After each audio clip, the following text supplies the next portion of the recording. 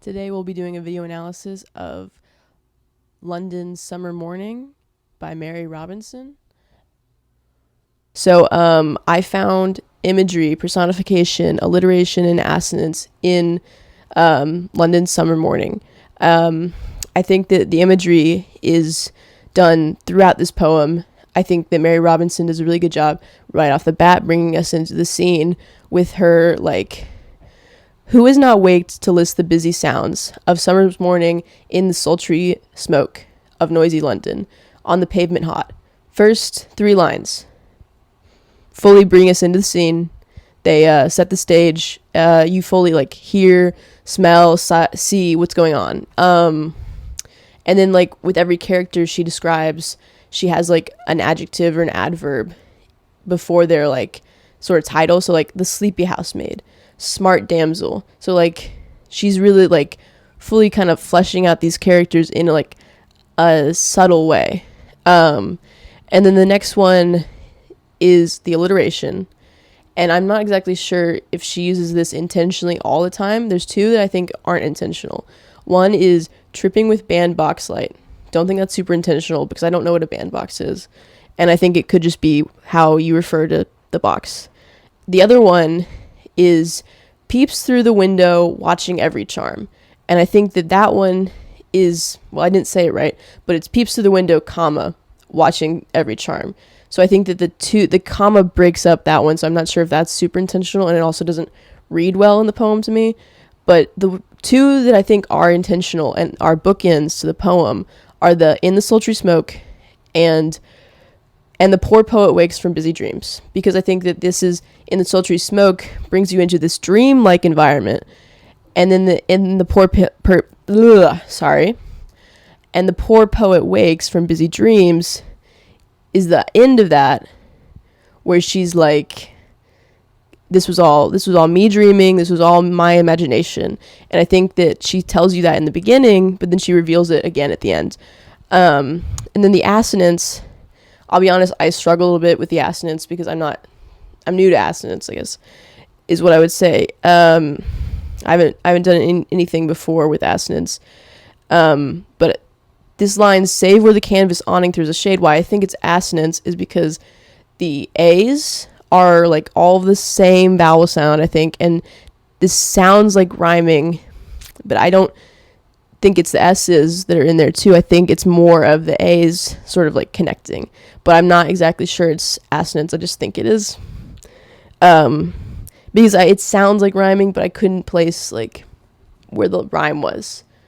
Sorry. Last technique that I found was personification, and there was 2 examples I've really wanted to bring to the attention. Is the tinkling bell proclaims the dustman's office, and then the second one is now the sun darts burning splendor on the glittering pane. And I think what's really interesting about those is the tinkling bell is a line that comes right before the shopkeepers start yelling. So she starts describing the shopkeepers right after she describes this bell. And so the tinkling bell, so she describes the bell as tinkling, first of all. So she could just where she's describing it as a bell, but then she says proclaims, which is a really interesting way to be this is a bell, and it's talking, it's talking to us, it's announcing the morning. And then the sun is interesting because she uses the word darts, which is something that we use with something that we use with a human or an animal, because darting is a fast motion, but the sun, we know that it moves very slowly. So I think it's very interesting that she uses darts because, the sun doesn't dart. So I think that the relationship with form and the content is this poem is heavily descriptive. It's a lot of imagery. And I think that it's a lot of imagery because she's trying to romanticize the mundane with in a little bit of a fairy tale sense, but not really, because she's trying to be what's the word? Gosh.